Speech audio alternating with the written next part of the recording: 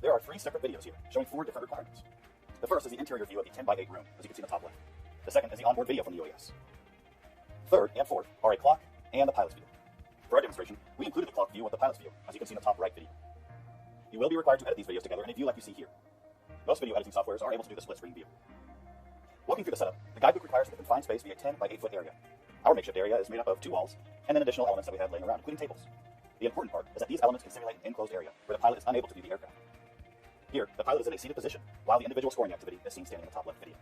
As a reminder, the guidebook mentions that you may have an additional person help score during the flight, or you may rewatch the video to score yourself after the flight. In either case, targets must be called out audibly. Please listen to the following as an example. 3 Alpha, bottom right, straight top, top left, straight right, bottom left. 4 Alpha, top, bottom left, bottom, top right, in the circle after that. It's important to note that while flying, the UAS should only use zoom to inspect the buckets, rather than getting closer to the bucket being inspected. As mentioned in the TPM workbook, the UAS must be flown around the test lane for a minimum of 15 continuous minutes.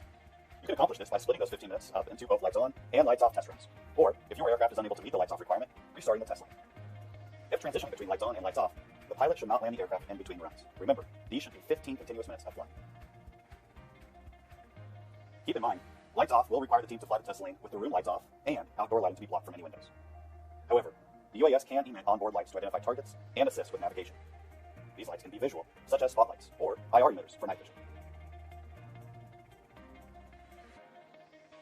In addition to the flight video, be sure to include the static videos, as described in the TPM workbook.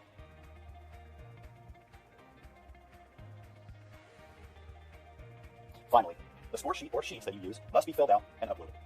You can see my score sheet here for that first flight.